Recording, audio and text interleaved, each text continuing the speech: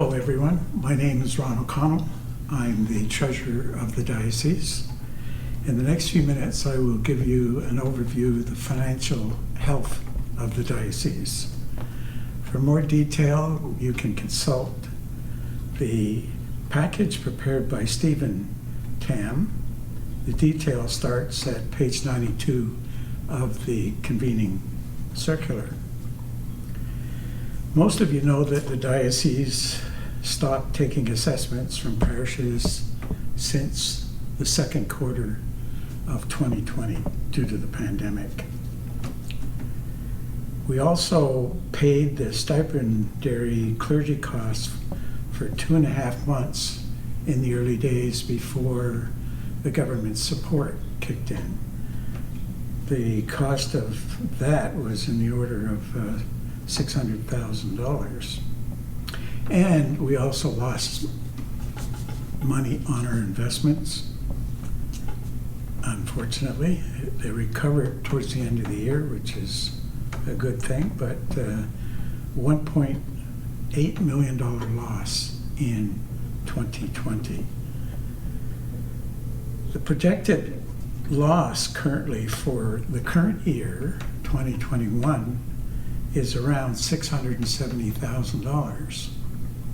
Now, since we prepared that new outlook, the government has indicated that it will probably extend this to the end of September. And if Diocesan Council, or Synod in this case, would approve going forward, the loss would be more in the order of $1 million for this year. To cover the 2020 loss, we withdrew $1.3 million from the fund. The balance came from cash on hand at the beginning of the year, and we took a line of credit with a bank. And we also sold the property in St. Lambert. So, at the end of 2018, I'm going to talk about the fund pretty much through the rest of this presentation, how the fund is diminishing in value and its importance to the diocese. I'm going to talk about the effort that's going on to find a new investment manager. We had reported this at the last Synod in November, and so we're getting close to that. The fund, in the short term, our savings enabled us to support the parishes hurt by the pandemic. Without that fund, we would not been in a position to do that. At the same time, we're counting on the fund to narrow the gap on our deficit, ongoing deficit each year. Now with the reduced size of the investments, that is going to be difficult to do.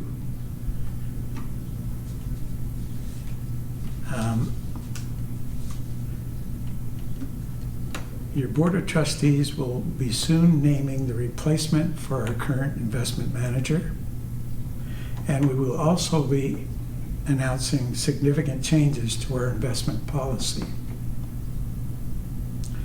I want to give you some insight to the policy changes coming. You have probably heard the terms SRI and ESG. SRI is an acronym, as is ESG, but SRI stands for Socially Responsible Investing, which is what we have been trying to do. This started in the 1970s as investors mostly used negative screening methods to exclude investments in guns, tobacco, gambling, adult entertainment, and other vices. Investing in these stocks was seen as supporting morally bad or socially irresponsible businesses. The philosophy behind this practice was that capital should be used for morally good industries. ESG is a newer development, but does not exclude the concerns of SRI that I've just described. ESG stands for environmental, social, and governance issues that an investor may consider when making an investment.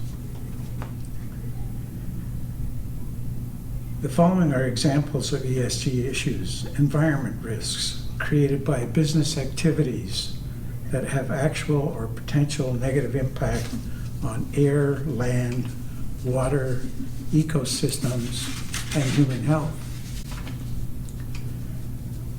Company environmental activities considered ESG factors include managing resources, preventing pollution, reducing emissions and climate impact, and executing environmental reporting and disclosure. The environmental positive outcomes include avoiding or minimizing environmental liabilities, lowering costs, and increasing profitability through energy and other efficiencies, and reducing regulatory, litigation, and reputational risk.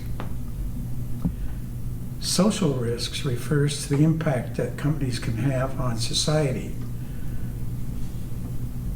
They are addressed by company social activities such as promoting health and safety, encouraging labor management relations, protecting human rights, and focusing on product integrity.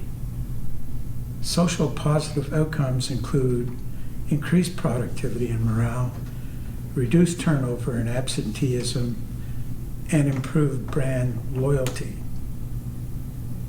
Governance risks concern the way companies are run. It addresses areas such as corporate brand independence and diversity, corporate risk management, and excessive executive compensation through company governance activities such as increasing diversity and accountability of the board, protecting shareholders and their rights, and reporting and disclosing information. Governance positive outcomes include aligning interests of shareholders and management, as well as avoiding unpleasant financial surprises. There's another activity that is going on right now that is not part of the ESG acronym, and that deals with involvement in trying to change things, getting involved. The investments are sizable, not when we are alone, but the approach we're taking is our efforts are being grouped with many others, and there's billions of dollars being invested, and the fund managers are actively pursuing the companies to help them become the best. They also make their choices known by deciding whether or not they want to be investing in a particular company if it is not any longer effectively engaging in the principles of ESG. In any case, the Anglican Balance Fund is committed to being a leader in all aspects of a transition to a low carbon economy. In the coming months, we will be seeking approval for the changes that we propose. In closing, I want to thank Stephen Tam and Jennifer Phillips for the excellent work they always do. I want to thank Michael Patry and the members of the Audit Committee, Karen Egan and the members of the Finance Committee, and also the members of the Board of Trustees of the Anglican Fund. I also want to note that a long-standing member and valuable member of the Board of Trustees is Fred Pye, who will be no longer working with us effective the annual general meeting of the Anglican Fund. Fred's knowledge has made a great contribution to our efforts in managing the fund. I also want to thank Bishop Mary, Robert Camara, and the Episcopal Council for their leadership as we continue to deal with the fallout of this pandemic. As it goes on, it becomes more difficult and challenging for the parishes and for the diocese. It's time for us to rethink how we do church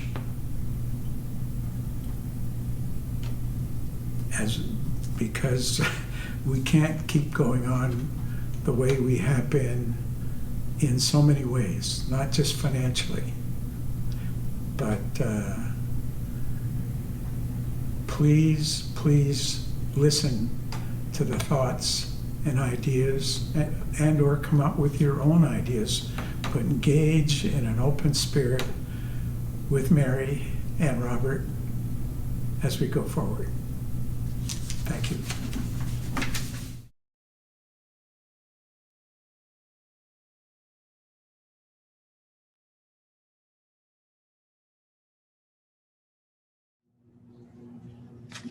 Hello, everyone. We have 3 years to talk about right now. The results for 2020, the plans for 2021, and the budget for 2022.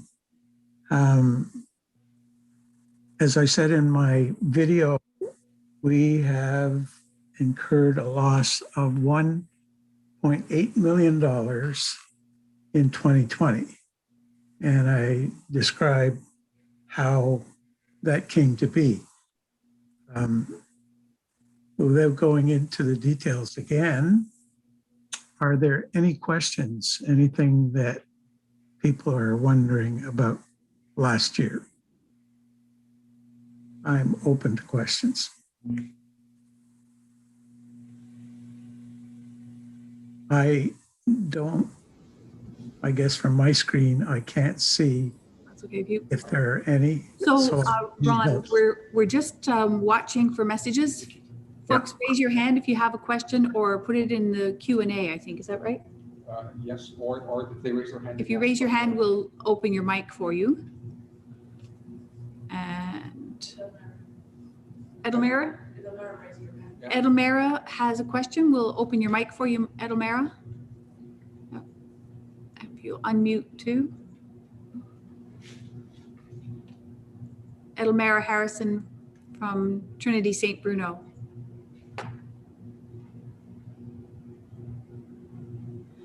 Edelmira, are you there? Oh, yeah. Edelmira, go ahead. Your mic is.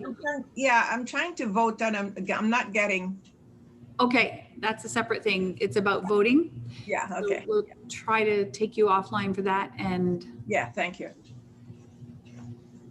Any questions for the Treasurer and Director of Finance? This is pertaining to last year's audited financial statements.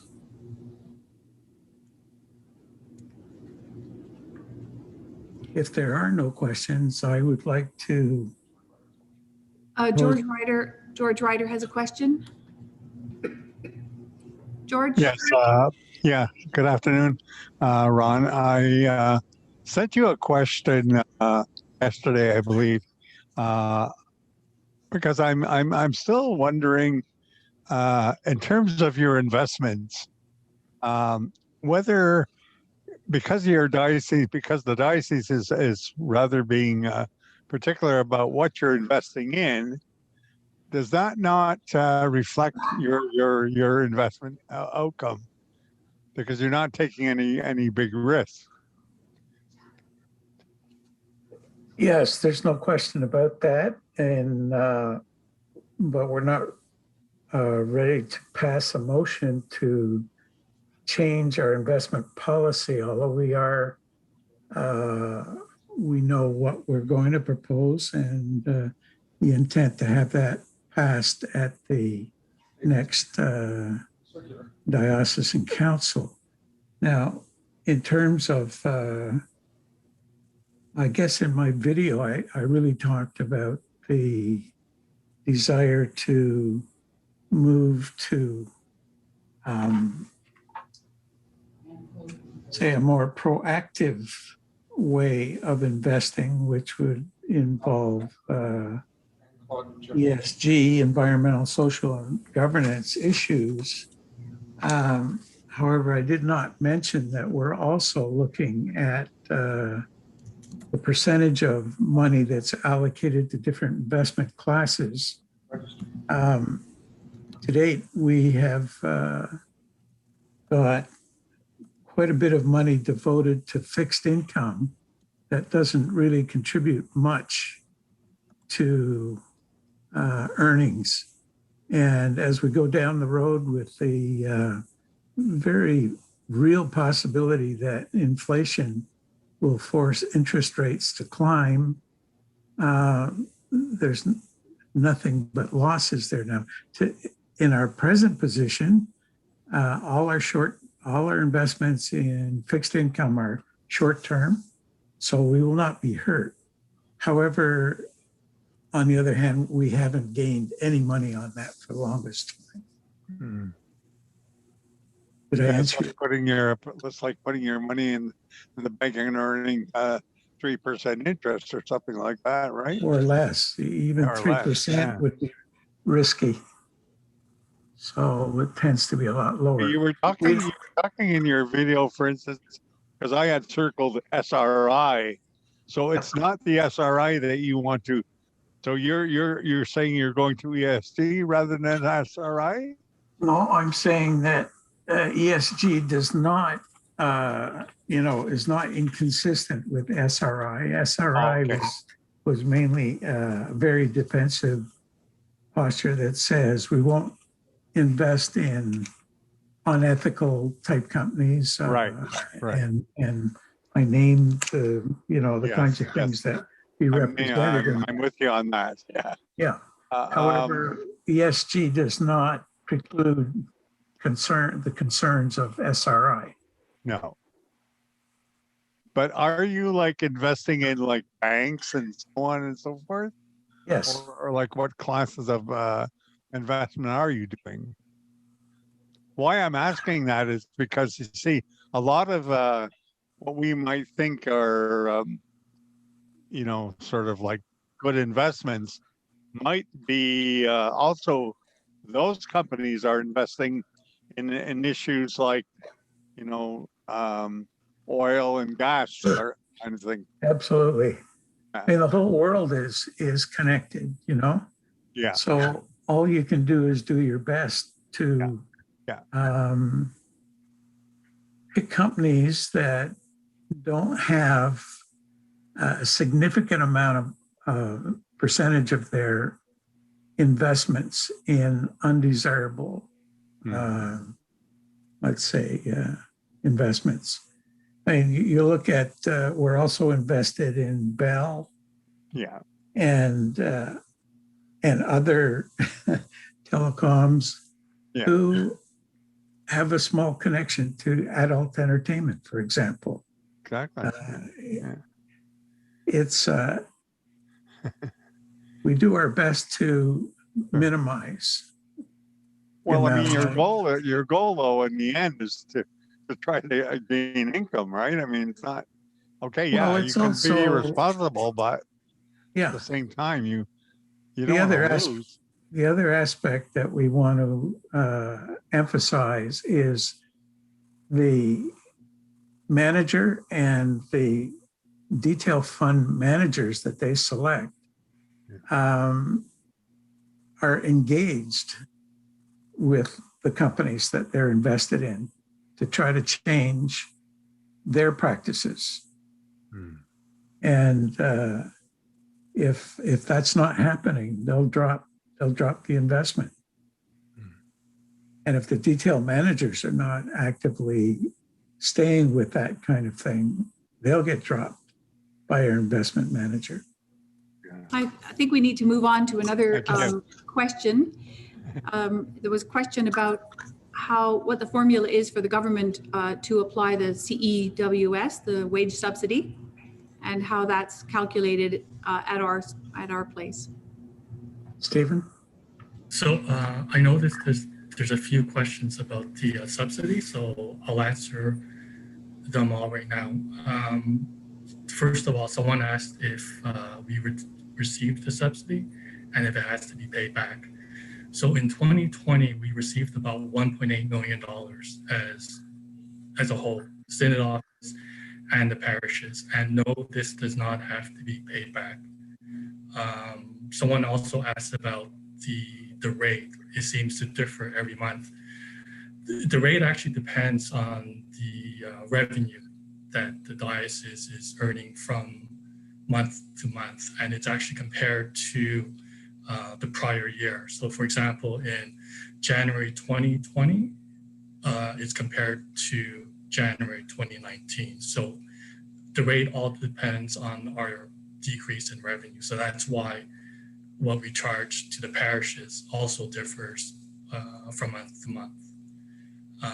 There was also a question about the amount that's showing up on our financial statements from 2020, $158,000. This is actually the net of what the Synod office received and the actual Synod office costs. So that 158 is only pertaining to the Synod office and other priests who are covered under the diocesan budget, such as curates and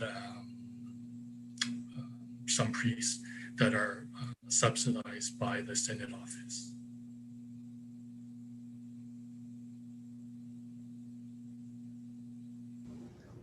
Thank you, Stephen. There's a question from Jim Pratt. Yes, following up on George's question on the investments. I know the return on the Anglican Balance Fund was substantially lower than the return my parish received on our own investments outside of that fund. Did the withdrawals by the diocese, and because of the timing of those withdrawals when the market was down, did that have an impact on the returns? Peggy. Stephen, can you answer that question in terms of the timing of the withdrawals? No, I don't believe those withdrawals had too much of an impact on the returns. I mean, the returns were impacted a lot by what was happening during the pandemic. Well, for instance, do you recall what month we took the withdrawal? Most of the withdrawals were done in the later half of the year. Sorry, I didn't get that. So a lot of the returns that Father Jim is referring to, there was a huge loss in the first quarter and even the second quarter of 2020 because of what was happening with the pandemic and just the way that the Anglican Balance Fund is structured in terms of our holdings. The fund was down quite a bit to the end of October. And starting in the last quarter of 2020. Comeback started in November last year. That's when it started to turn around and has continued this year.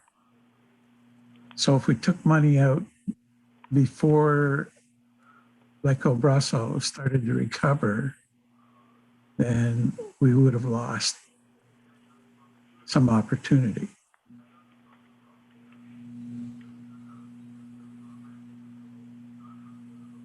Not sure if we've answered your question. Not quite, and that may be something to discuss further at the AGM of the Anglican Fund. Okay. So I have a question from Patricia Kirkpatrick. And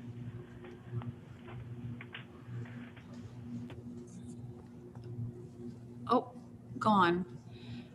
If you unmute yourself, Patricia.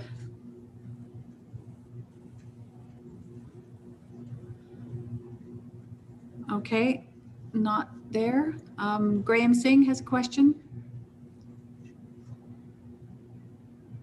Go ahead, Graham. Thank you, Bishop. Thank you, Ron and Stephen. My question is really meant I hope you hear it in a very friendly, constructive way, and it really is meant that way. My question is, if we weren't a church governed the way we are today, if you could wave a magic wand, let me put it that way, and you had just dispersed, nearly $2 million of our funds to help us through the pandemic, for which I, for one, am very grateful. I'm also grateful on behalf of St. Jack's for the social purpose investment that has been made into what we're doing, which is part of the diocesan investments. But if there were no restrictions on what we could do going forward in restructuring the way we're using capital in the diocese to look to the future, what are the crazy ideas that you wish you could do that haven't been discussed yet, but which might be interesting to Synod to begin thinking about? And are there any of those ideas which are worth considering in other forms of discussion in the future? It's a big blue sky question. What have we learned? What could we do better that would be the kind of crazy version of going forward? And I mean this about the way parishes share wealth or hold wealth to themselves, the way we govern our buildings, and the way we're invested in the future, not just in operations, but in capital improvements as well.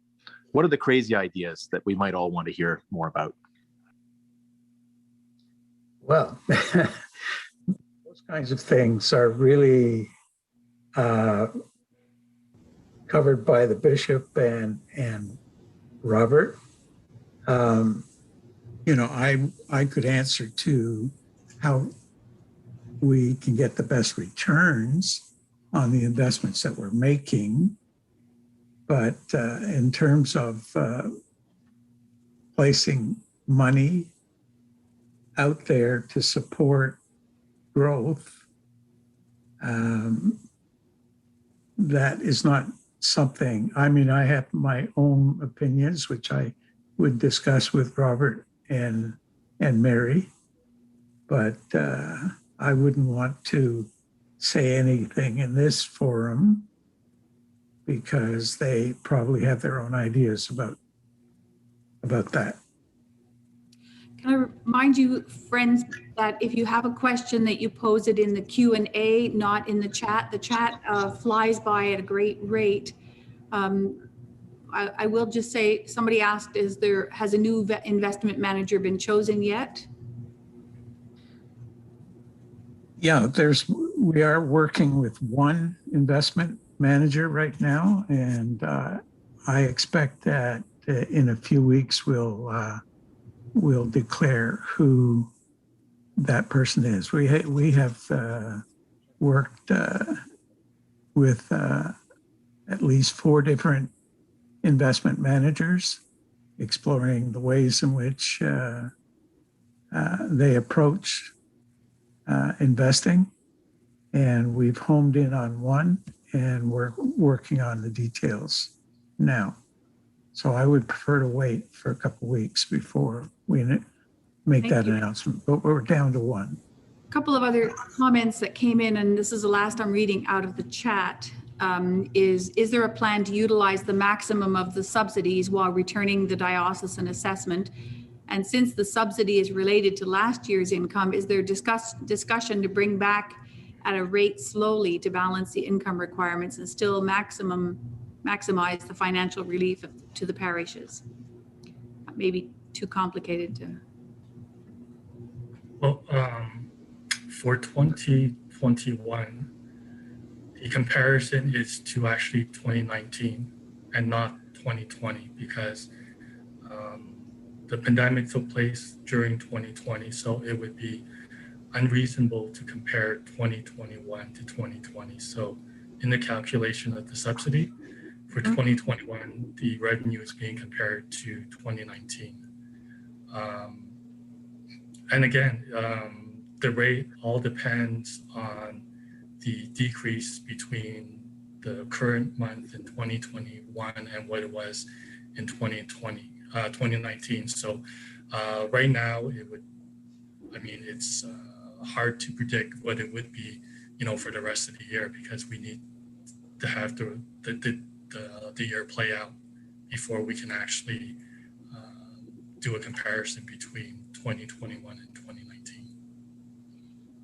Question from Jennifer Bork in the Q&A. Does the $157,565 amount for government assistance represent the totality of the wage replacement subsidy received, i.e. including for salaries that would otherwise show up on parish ledgers? So I had answered that earlier, but just to reiterate, the 158 is actually the net amount that the Synod office staff and also priests that are covered by the diocesan budget. Right. Sorry about that. And Tim Penning's question, I think, went back up on the Q&A about balancing the income requirements. Somebody's commented in the chat, and you may want to respond to this, that their parish did well and they're planning to give us back the money. Is there a comment about that? Will that mess up our income? In terms of being eligible for the wage subsidy, it's possible if enough people did that, So let's ask them to be in touch with Stephen about that. It hasn't been sent yet, so thank you so much. Let's see, anything else, Robert? There's Dion Lewis. Yeah, while we're talking about the wage subsidy, at this moment, the government did talk about extending the wage subsidy to September. To my knowledge, that legislation has yet to pass. Officially, wage subsidies expire at the end of May. Is that right, Stephen? That's right. So instead of expiring at the end of this month, the proposal is extended to September 30th. And if it is decided that we do extend it to September 30th, that would mean that we would not be invoicing assessments again until the last quarter of 2021. So we will have not invoiced parishes for 9 months of assessments. And this would mean that our total diocesan assessments would decrease by about $675,000. So the operating loss for 2021, instead of being about $733,000, it'll be just a little over $1 million. It's worth observing, for those of you who don't know about all this, that $1 million taken out of our investments represents at least $40,000 income, investment income, plus on a good year, at least $40,000 growth to the fund. So the Anglican Balance Fund doesn't give us all the growth, but it does give us 4% interest. Parishes get that, and they get the 4% growth. And some parishes who are invested privately for some of their funding may be taking all the growth as well and calling that a better income, but that's how that's working. Comment or question from Dion Lewis to follow with Reverend Graham's question. Can we have an open forum that would allow the diocese as a whole to look at these different models?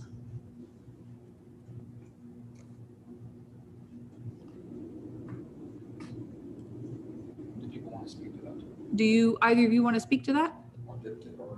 Synod want to speak to it? They can speak to it. Does Synod, Raising their hand. oh, Synod, if you want to speak to that, you can raise your hands.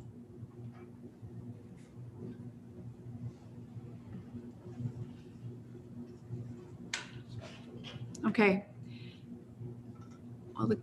Sally Filippo has her hand up. Please speak, Sally. Just unmute. You have to unmute.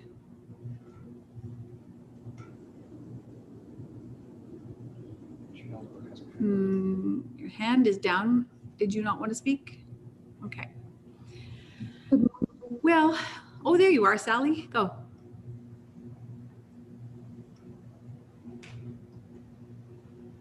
No, she's not speaking. Okay. All right. We need time for the budget 22.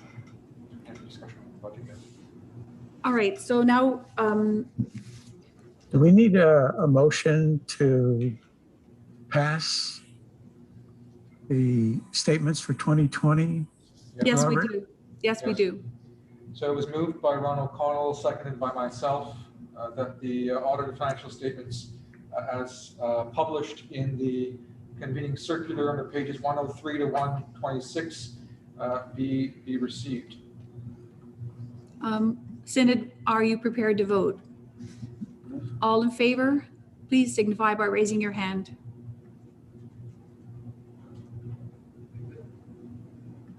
Thank you. The motion is carried. Thank you, Ron and Stephen. We're now going to move to the budget. And we need to, through that, also give council an indication of the thinking of the House of Synod on what we should be doing next about assessments. The budget is published in your convening circular, pages 92 through 95. So pages 92 through 95, you'll find the budget in the convening circular. So again, George has asked, both George and Dion have asked for an open forum. We asked anyone if they had any comments. Nobody made any comments. Just to be aware that there have been no comments made. Both George and Dion asked for an open forum. We asked Synod if they wanted to make any comments, and nobody requested to make comments.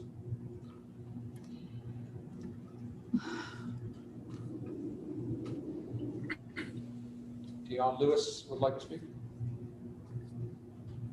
Please go ahead, Dion. Thank you. The open forum to really discuss those questions that Graham mentioned, I guess we should think about that, because since our parishes are going to be coming into a new way of being after we get past this pandemic, and it might be a good time to take some time to actually look at different ways of helping each other out that comes away from the capitalistic model that we currently use now. So it's really to try to look at a different way of working together and sharing our resources.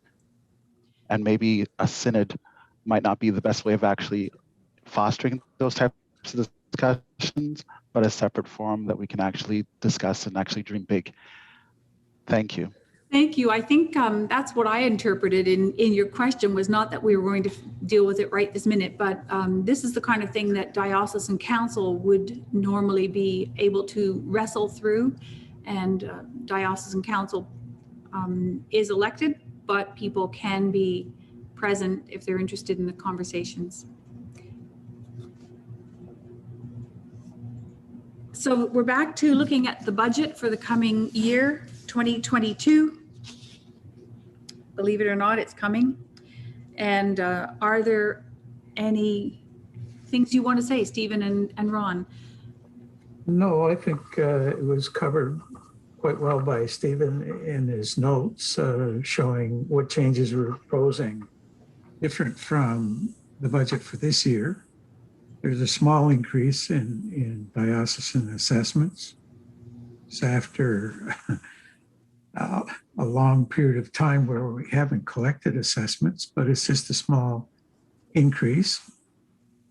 And other than that, all the expenses are being kept under control. There's some minor changes. Again, they were in the notes that Stephen provided. And it still results in an operating loss of close to $440,000 a year.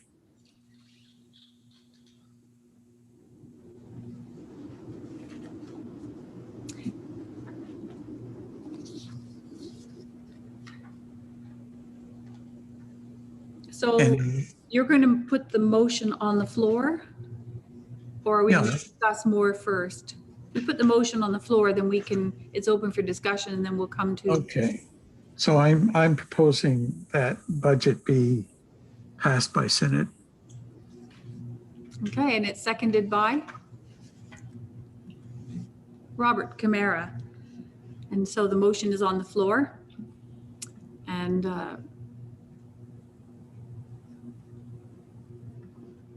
are there people who want to speak to the budget? So if you have your hand up, you want to speak to the budget. Mary Pickup. Oh, okay.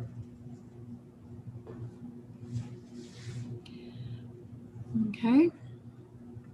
Do you want to ask if there's a general sort of feeling from Synod as to what they'd like Diocesan Council, as this question comes to us, it's about forgiveness of Diocesan temporary. Yep. So Diocesan Council will be looking at this question of whether we charge assessments or not for September. Is that right? And from June to September. So Diocesan Council will meet soon after Synod, and we would need an indication from the House of Synod, the whole Synod, about the direction you think we should be going in, whether you think we should be forgiving assessments for 3 more months and topping up our deficit again to over $1 million, or whether you think it's time to stop that and move back into assessments. Anybody want to speak to that?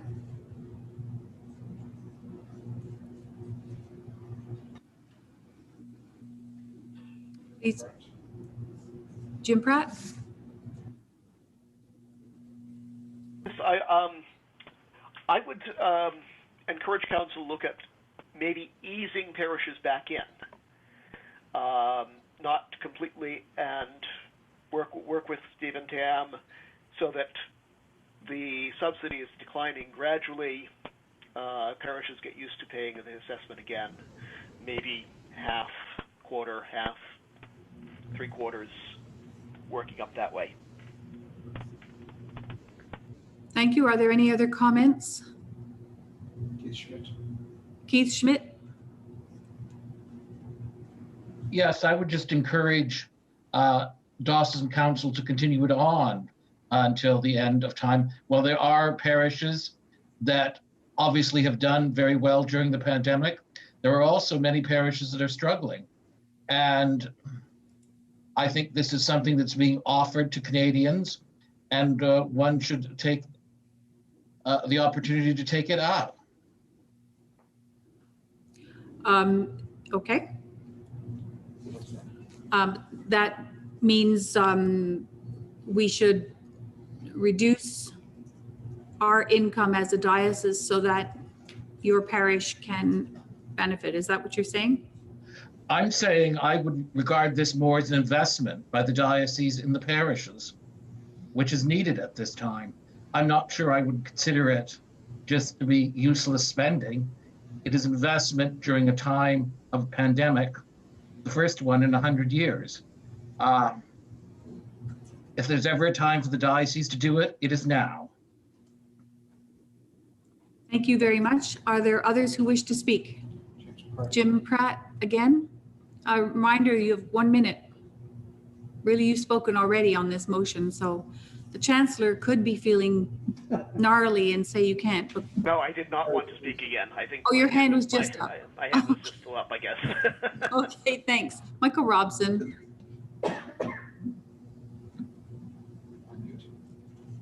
Am I unmuted now? Yes, you are. Go ahead. Okay. Yes. I also support the idea of continuing with the subsidy. I want to speak on behalf of the parish where it has been a very big benefit and has helped us to get through the last year and into this year. I certainly would hope that parishes that have been more successful and have been able to build up reserves will look at that and in a way that doesn't impact too negatively on the diocesan income will find a way of helping to rebuild those reserves and that we all can do so as things hopefully improve. But for now, this is money that the government is offering to us quite legitimately.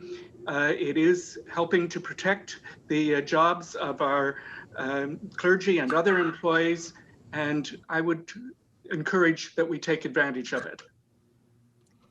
Thank you. I have Graham Singh. Have a minute. Thank you, Bishop. I support the motion, but I do hope that in every place we're touching money, we could change. And in the comments that have been exchanged so far this morning on financial related issues, I do think we need to clearly signal this is a time of radical change. It could be that this kind of subsidy is used to push parishes to change. I don't think we should take advantage of parishes, but at the same time, we should recognize the extraordinary means that are being diverted from diocesan funds to the parishes. And I think we should use this opportunity to do that. I don't really, from my time on Diocesan Synod, I didn't see us discussing these kinds of issues. And I still believe that some kind of special discussion for the diocese, as we've been hearing in the chat, on the way we deploy resources. And I specifically mean between parishes and the diocese. I'm very glad at what's been done, but I think looking forward to the future, this needs an extraordinary forum for this kind of discussion. Thank you very much. Thank you. Jennifer Bork has a question. Could you outline the relative costs and benefits, financial and ethical, of charging assessments and presumably foregoing the federal subsidies?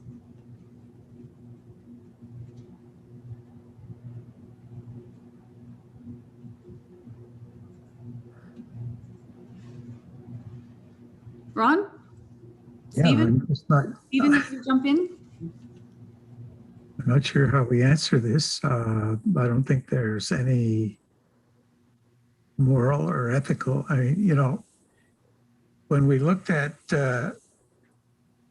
helping the parishes by not collecting assessments, we knew that it was going to hurt the diocesan investments because that's just about the only place that we can tap to cover significant losses. And we've done that. So on the other hand, looking at the broader picture, which includes the parishes, the diocese consists not just the head office, but all the parishes are not collecting assessments. Theoretically, that money remains with the parishes. And then we benefit from collecting the assessments on top of that. So the feeling was that when you add it all together, that we were further ahead together supporting the parishes.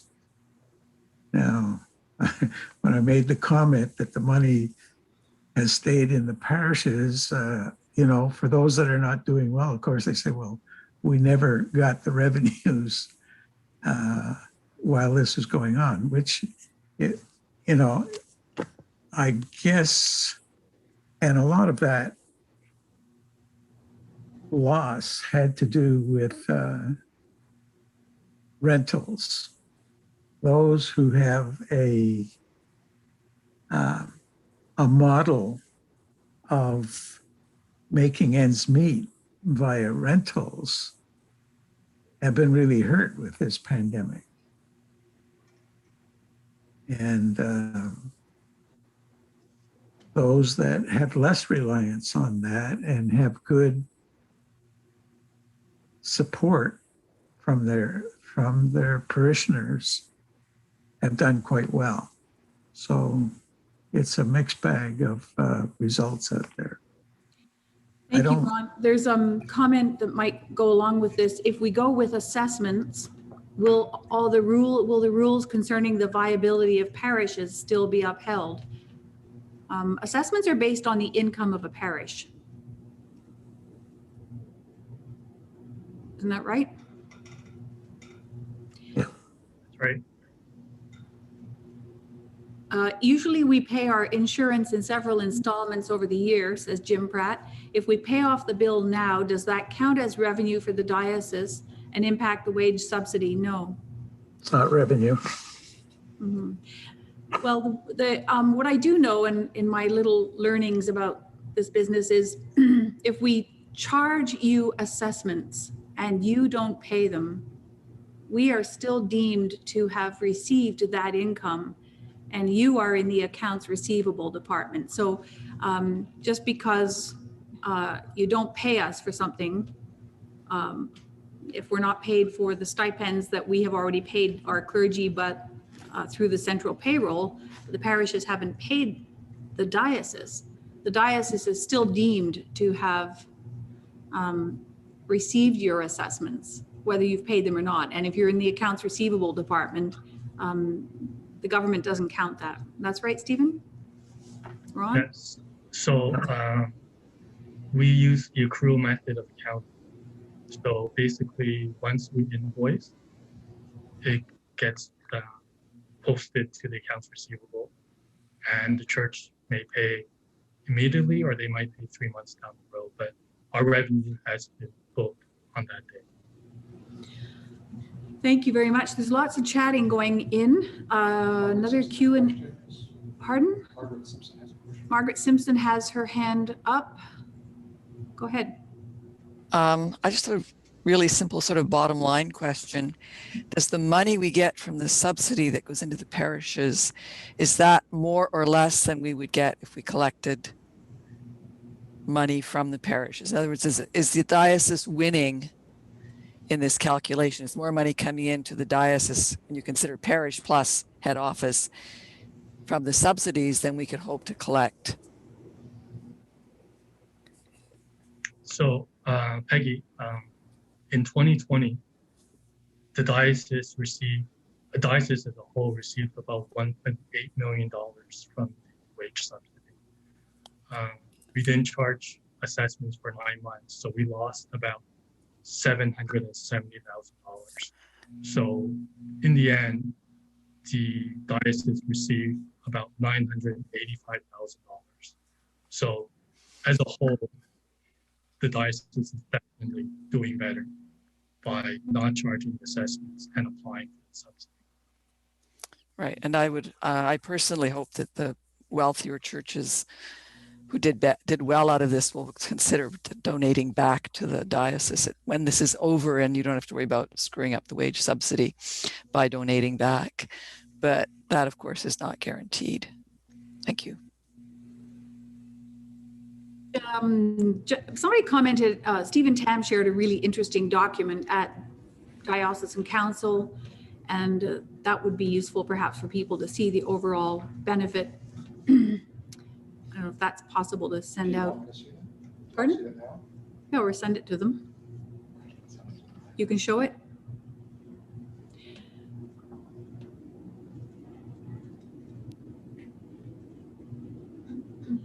Stephen, which of these slides that you prepared would be best to illustrate your point? So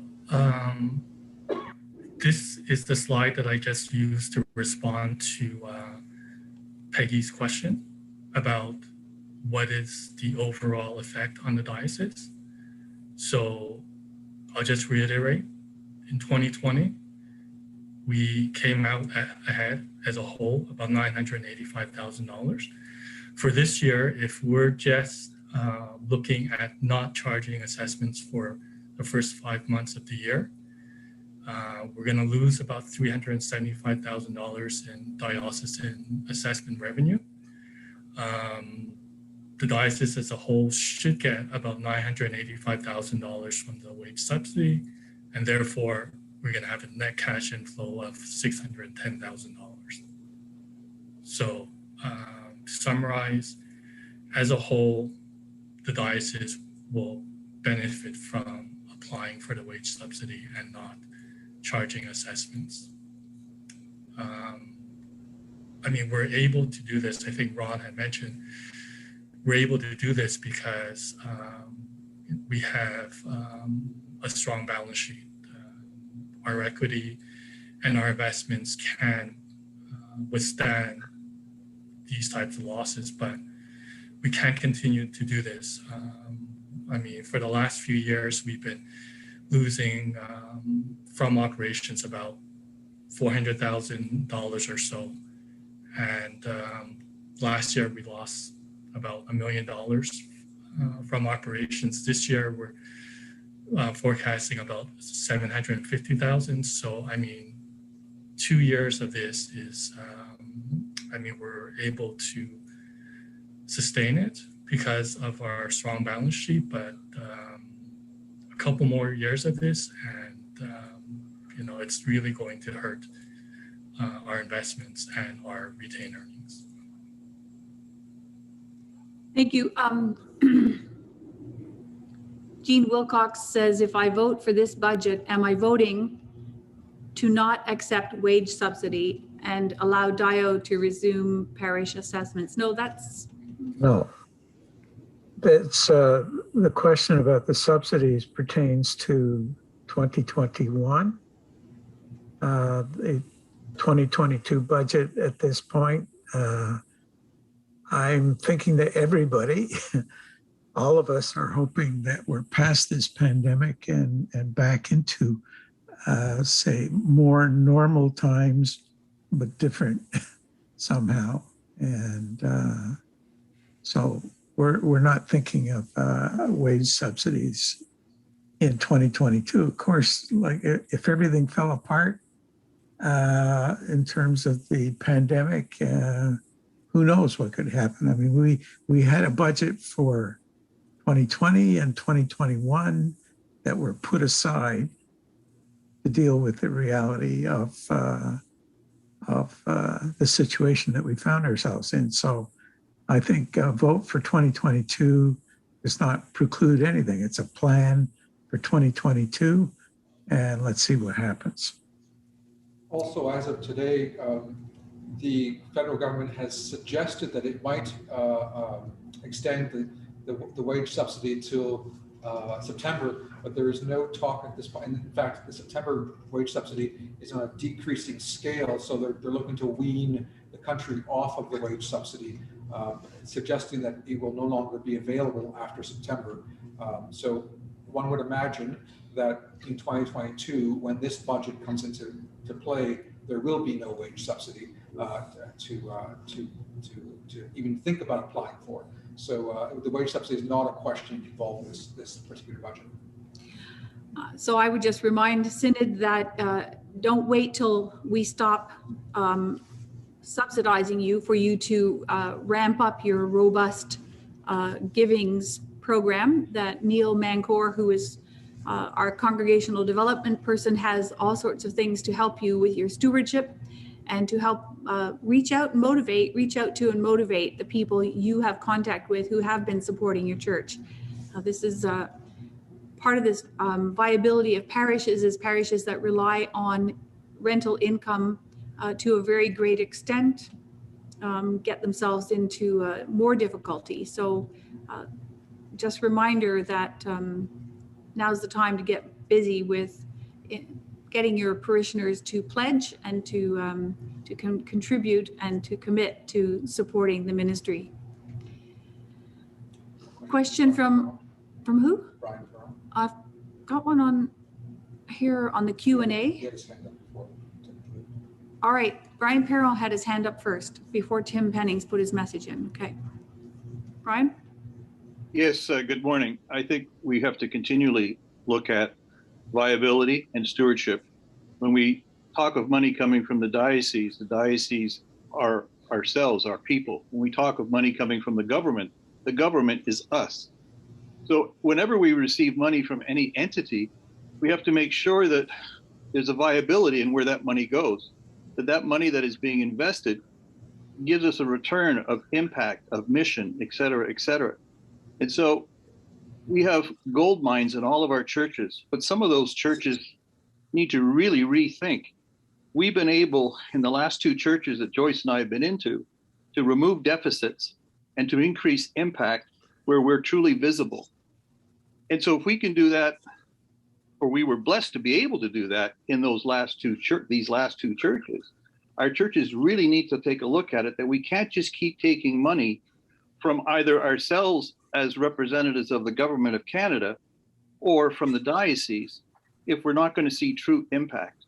And so this whole idea of weaning off, churches have to start looking at increasing their funds, but increasing their impact, working with partners that rent space as partners, not simply using the space.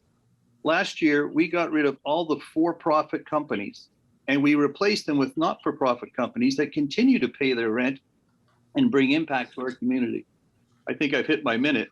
All of this to say is that we cannot just keep taking money and dumping it into the same thing we've done for the last 5 years. We need to not only rethink, but we need to start doing things now. Because would you take your own personal money and invest in something that does not give impact? I don't think so.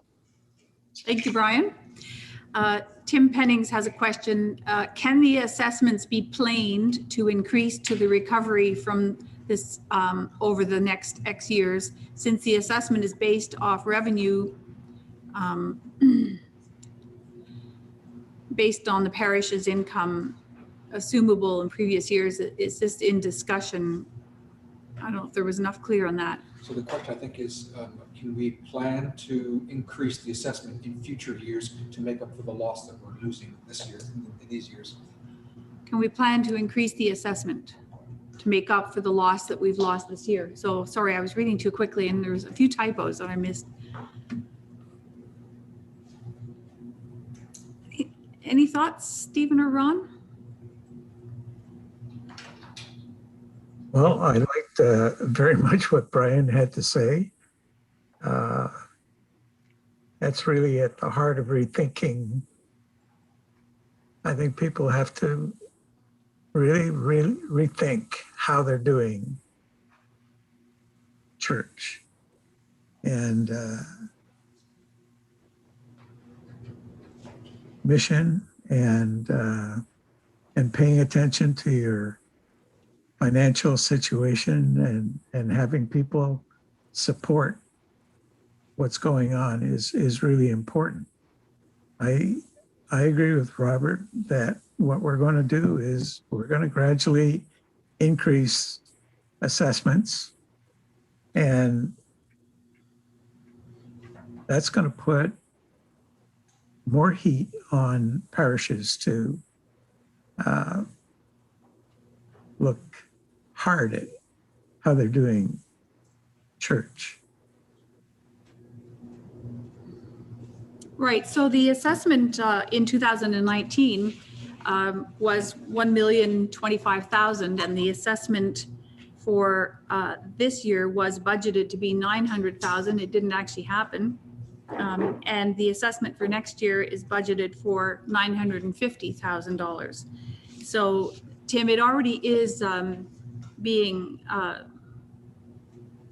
it already was lowered significantly, and it is now being moved back up a little bit. Is that accurate, Stephen and Ron? Yeah, and there are fewer communities involved, and so individual assessments will be on a percentage basis higher than that would seem to indicate. Right. So the weight of all that will be shared by fewer people. Mm-hmm. Question on the budget. Question on the budget? I keep forgetting. There's so many places to keep track of. I'm sorry. No, my saying is, can we call the question? Oh, can we call the question? Are we ready to vote on the budget as presented today?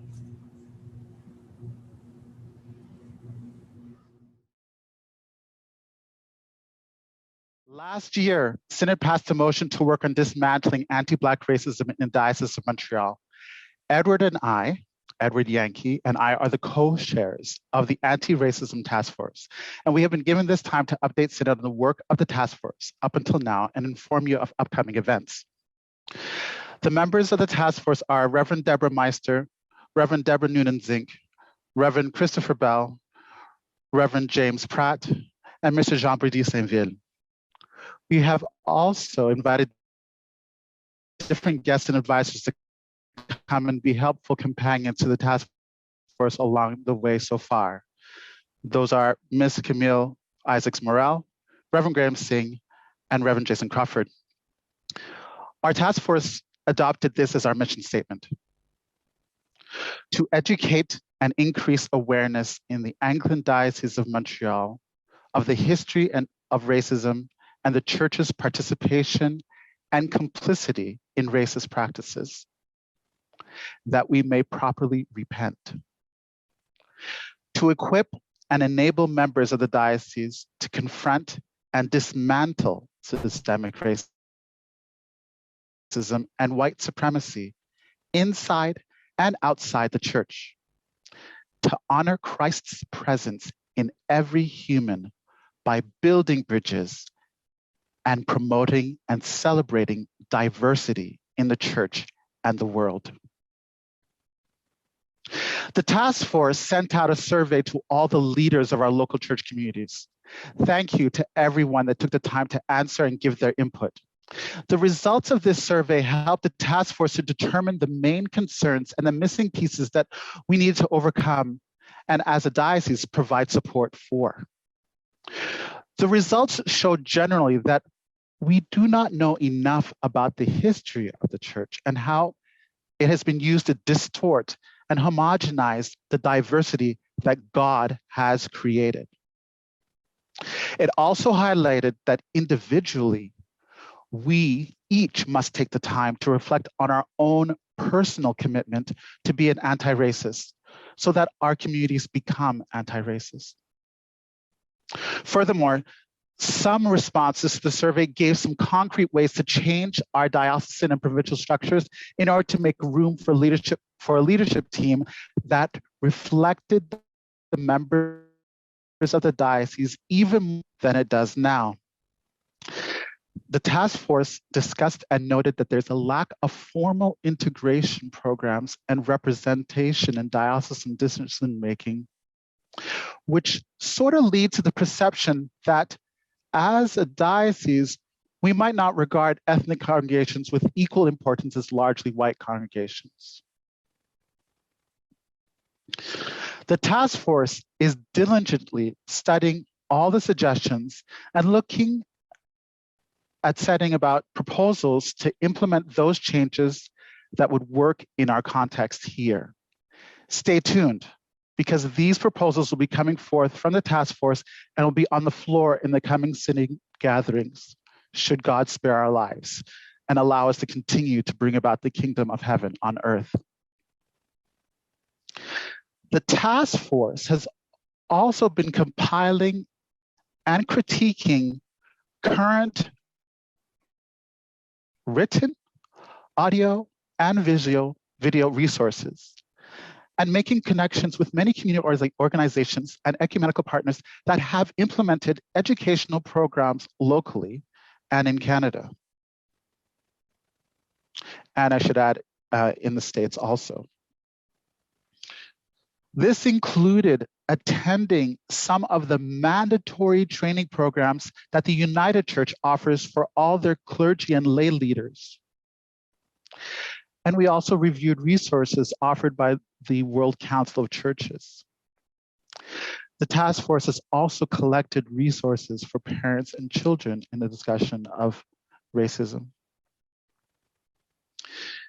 The task force, via our bishop, is supporting the work of the anti-racism working group at the national church level. All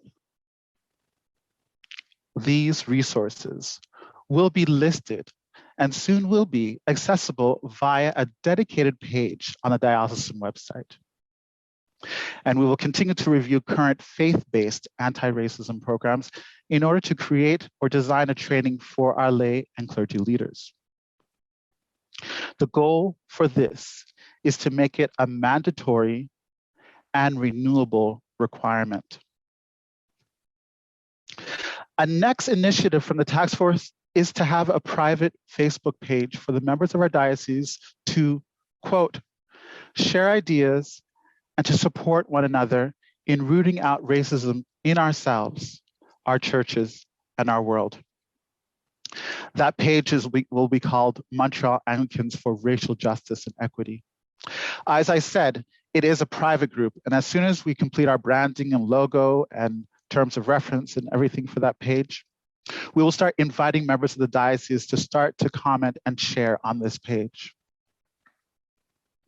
The members of the Anti-Racism Task Force will be the moderators of this page. Something new that's coming up at the beginning of October.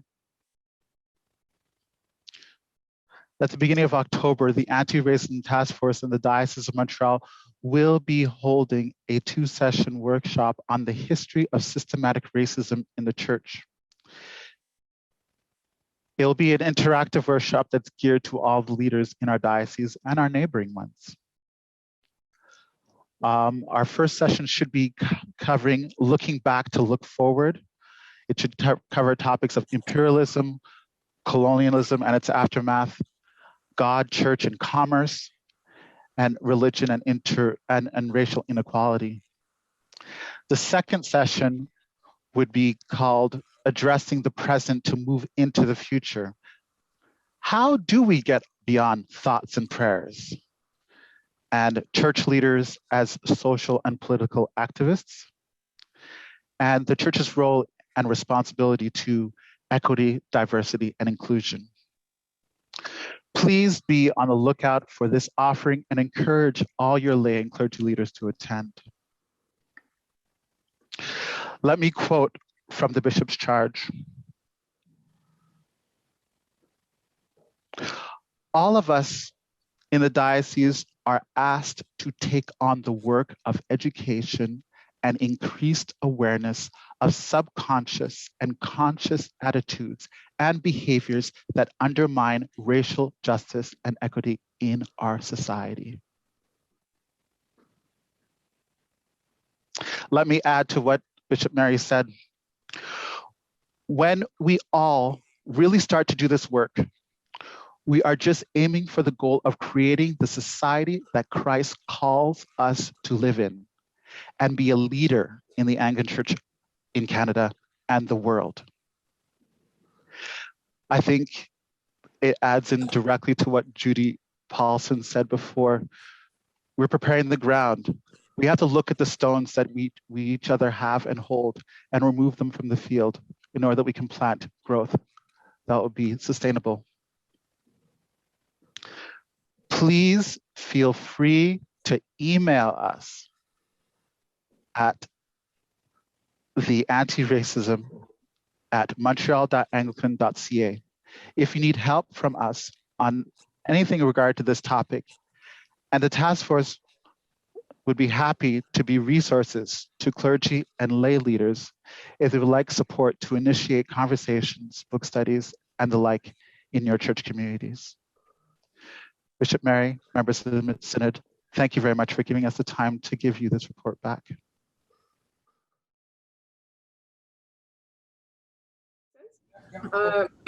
Hello, Synod.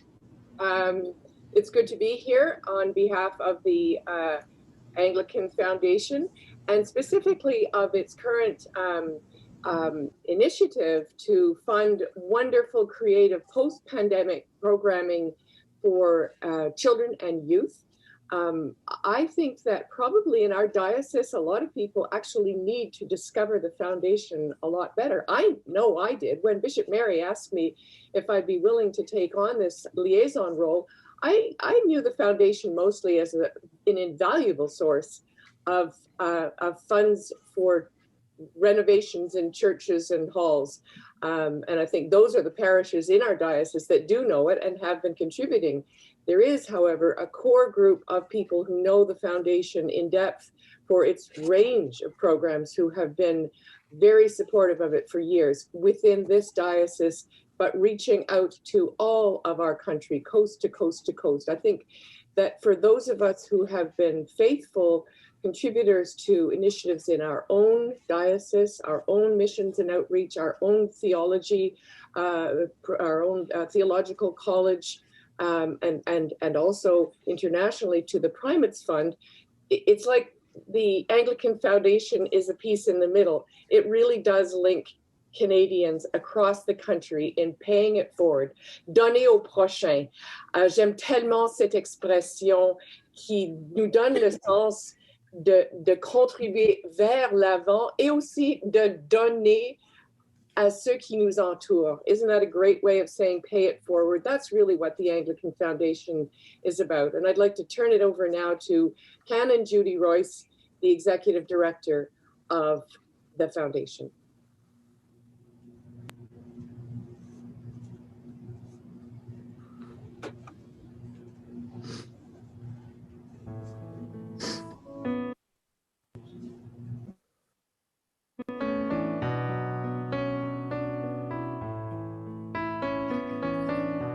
In a year like no other, when the world said no.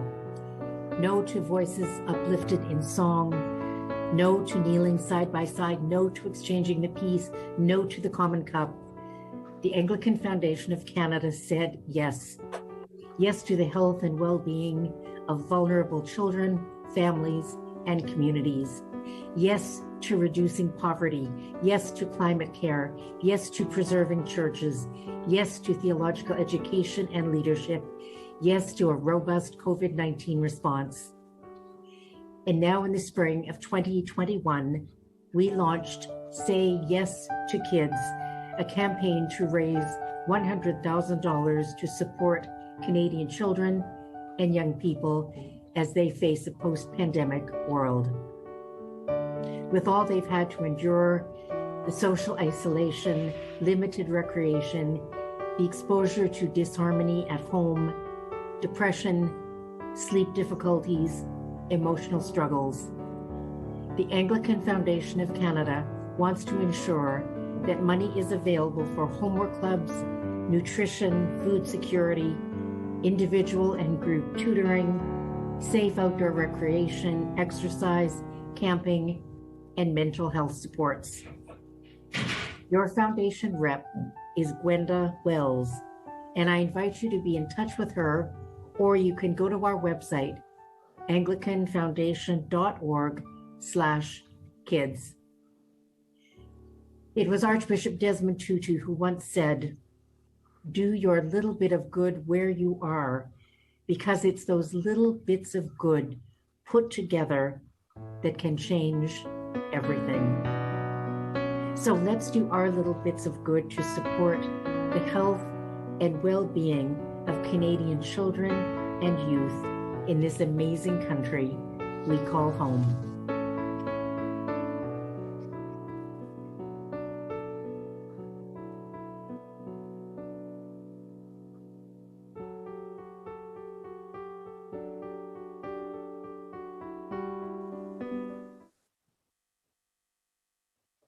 In a year of many demands on our money and our energies, I think there is something here that really reaches out and connects with them.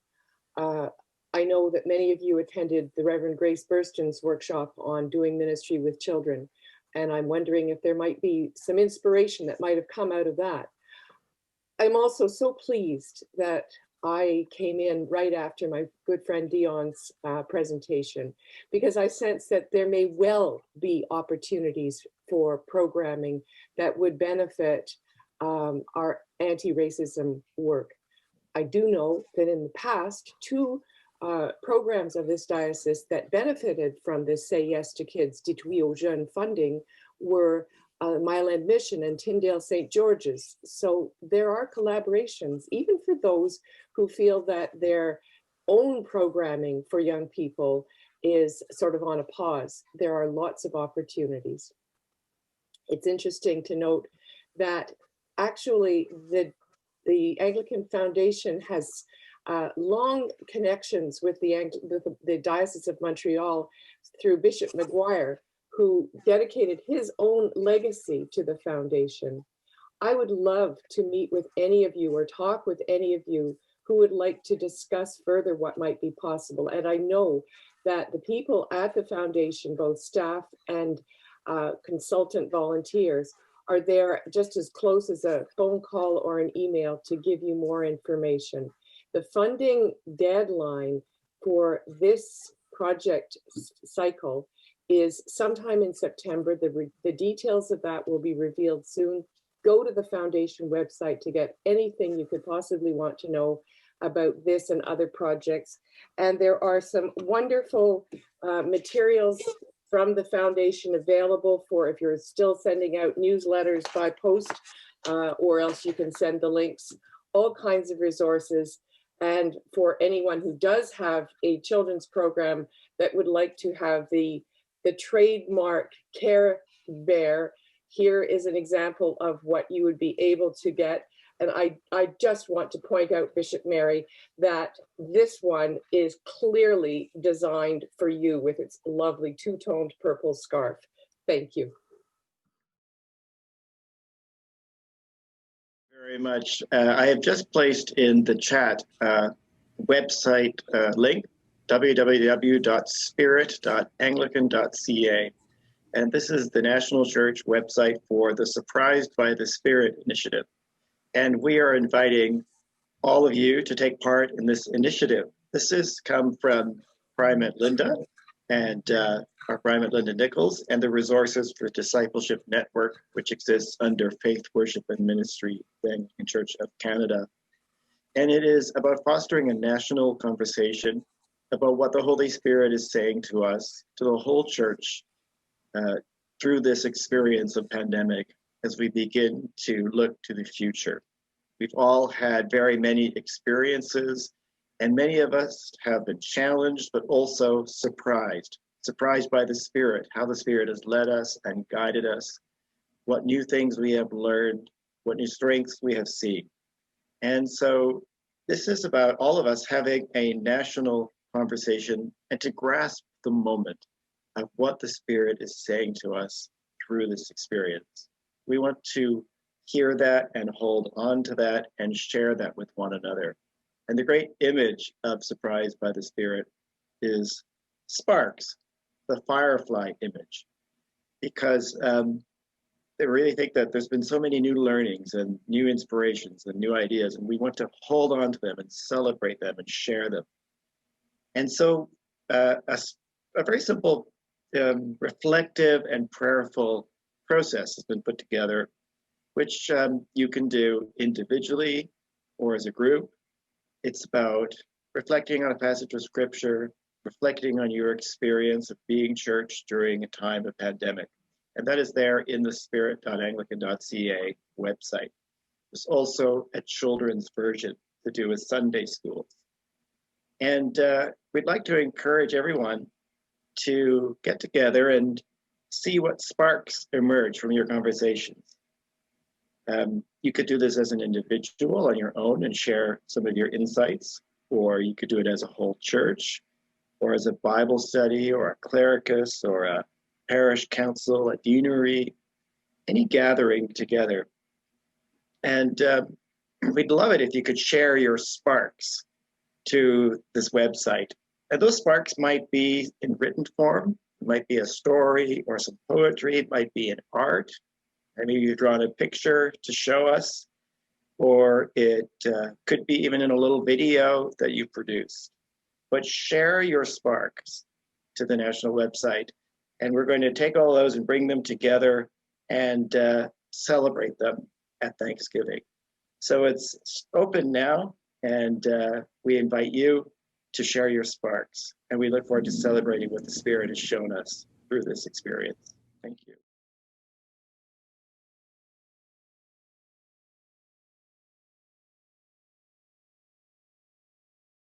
Turn our hearts and minds to God in prayer.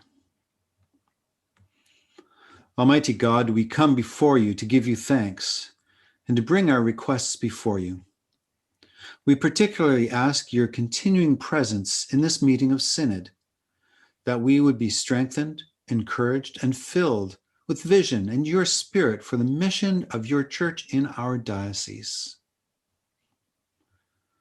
I now invite you to take this time to pray for this Synod in the silence of your hearts.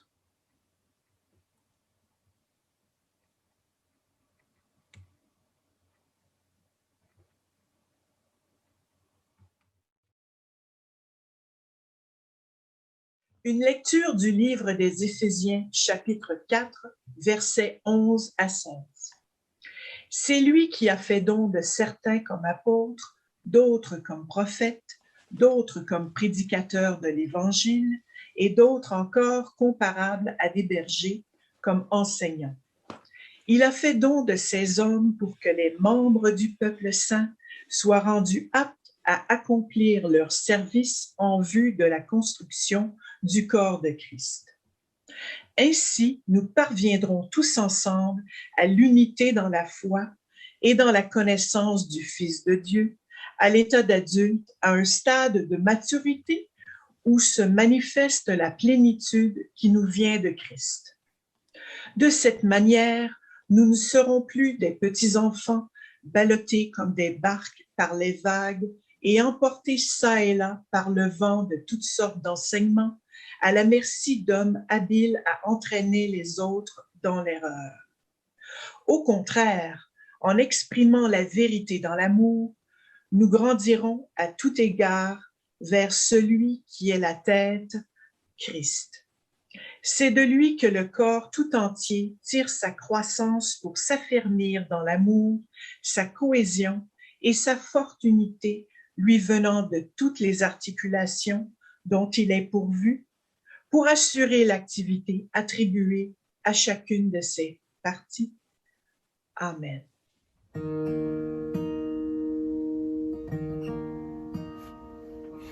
Take my life and let it be consecrated, Lord, to Thee. Take my hands and let them move on the impulse of Thy love, at the impulse of Thy love. Take my feet and let them be swift and beautiful for Thee. Take my voice and let me sing always only for my King, always only for my King. Take my silver and my gold, not a mite would I withhold. Take my moments and my days, let them flow in ceaseless praise. Let them flow in ceaseless praise.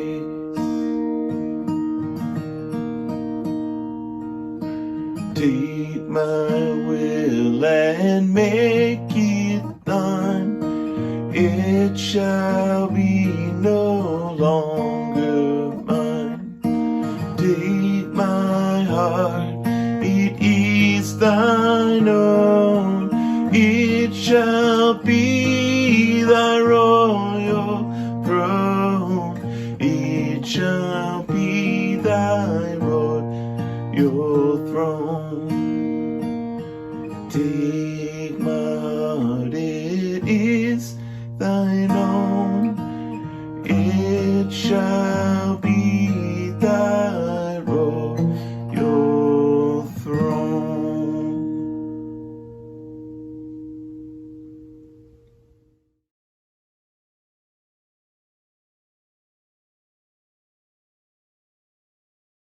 that each member has 1 minute at the microphone, and I have a timer. And the first person I'm calling is Nancy Green Gregoire. Hi, can you hear me now? Yes, we do. Thank you. I wanted to take what we learned from Reverend Judy Paulson today and tie it to the Education for Ministry course. I wish that name was different. Ministry has a lot of, connotations, possibly a bit negative, like theology and evangelism. And maybe it should be Education for Disciples, Cultivating Disciples. And if people are interested in that course, you do learn about the apostolic calling of the church. You do tackle biblical illiteracy because we read the Bible cover to cover, and we learn to talk about spirituality. We learn to be able to articulate our own beliefs, and that helps when we want to open up to others. So I encourage anyone who wants to learn more about this course to get in touch with me.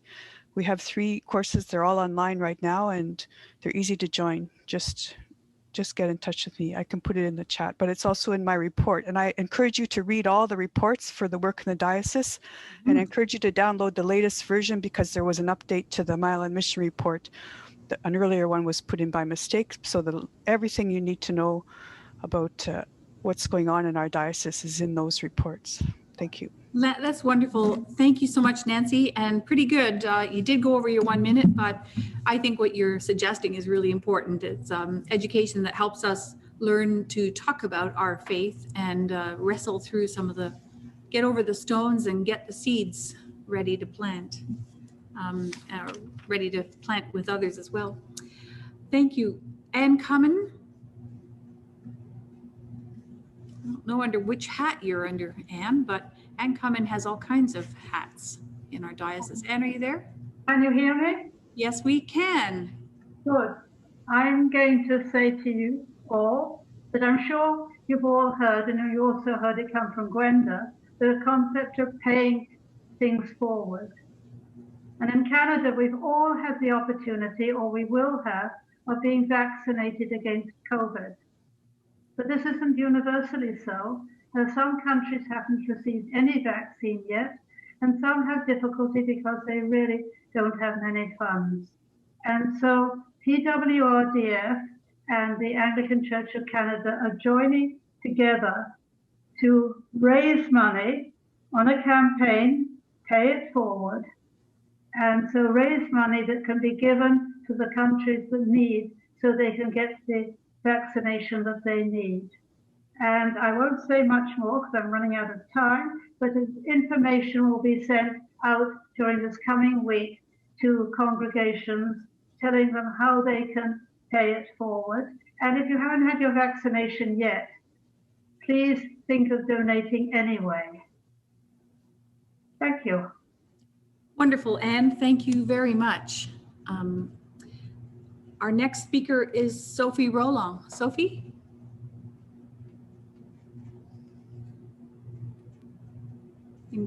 You're unmuted. Good.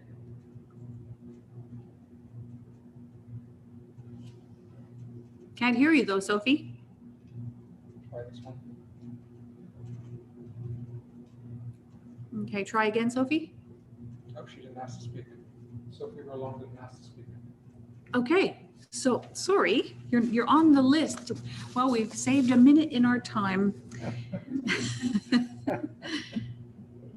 Let's see. Chris Berger has put his hand up. Chris Berger has your hand up. Please speak, Chris. You're muted. Sorry, that was an accidental hand up. Well, you just want to know we're really paying attention to you. We are. Hey. I'm going to tell you the election results. How about that? Elected to Diocesan Council for this year: Nancy Green Gregoire, Danica Meredith, Susan Wynn,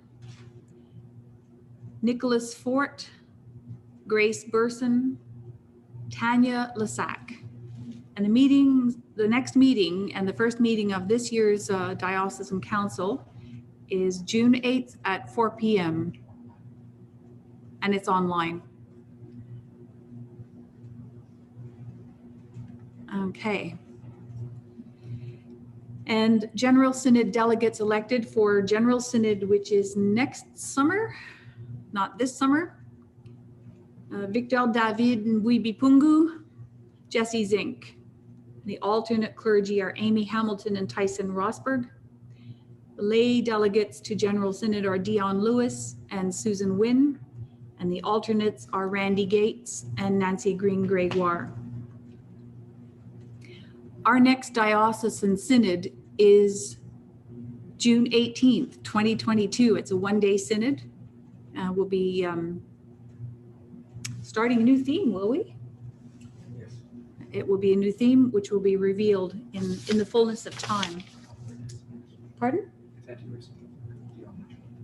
I'm sorry, Dion. It's on anti-racism. I guess I was doing something else.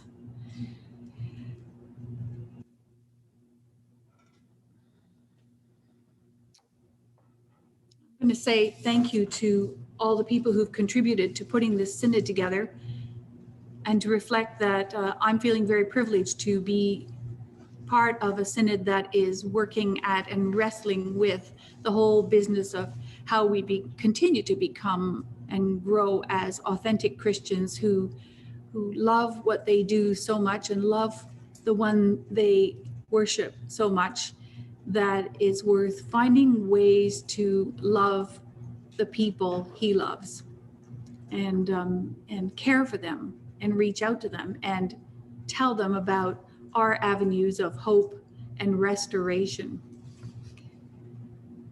I somehow seem to be separated from my thank you list, but Robert's got another one.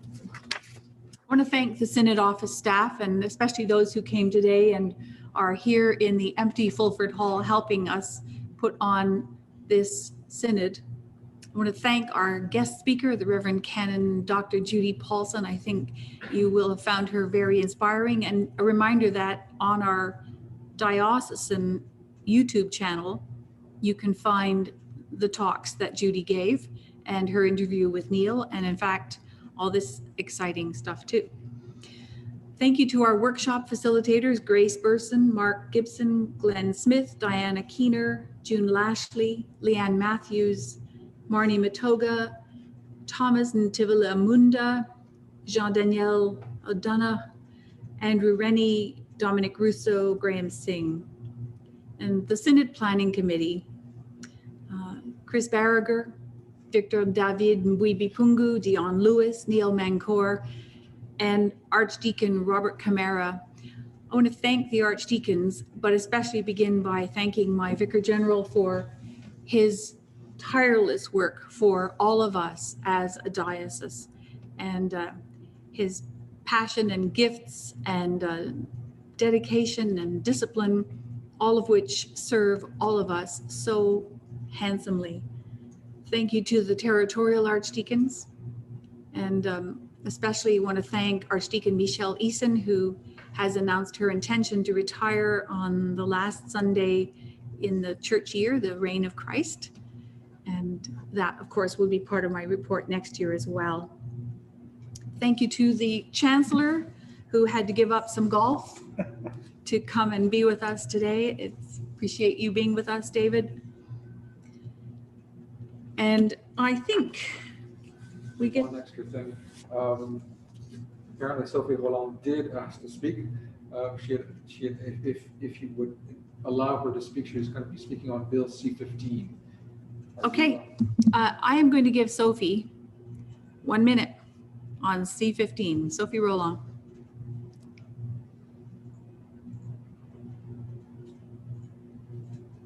Hi, it's Pam Dillon in the Eastern Townships. I'm not Sophie Rolong. Here I am, and maybe this is the best for last. Every Sunday, as members of the Anglican Church, we do an Indigenous land acknowledgement. Can anybody hear me? Yes, we hear you. Good. I'll carry on. Every Sunday, there's an Indigenous land acknowledgement. And following forward with that, we may ask ourselves, well, what does that mean and how does that affect me? I want to bring to the attention of the House today to mention that Bill C-15 is before the House of Commons in Ottawa, soon to be passing through the Senate. This is the bill which validates the United Nations Declaration on the Rights of Indigenous People. On May 4th, our Truth and Reconciliation commissioners gathered together. We were over 2,000 people on a Zoom call. The webpage was Faith in the Declaration, and that evening was hosted by the Mennonite Central Committee. I encourage each and every one of you to take a look at that UNDRIP, bit like a leaky faucet, United Nations Declaration on the Rights of Indigenous People. Bill C-15, every Sunday we do a land acknowledgement. This is an opportunity for us to put our faith in action and help build the bridges between our Indigenous communities and the people of Canada. And thank you so much, Pamela. And just slightly over our minute, and I really appreciate you bringing that up. There is so much to think about. Sophie doesn't have it. So let's end with prayer. The Lord be with you. Also with you. May the God of peace, who brought again from the dead our Lord Jesus Christ, that great shepherd of the sheep, by the blood of the eternal covenant, equip us with everything good, that we may do his will, working in us that which is well-pleasing in his sight. And the blessing of God Almighty, the Father, the Son, and the Holy Spirit rest upon you and remain with you always. Amen.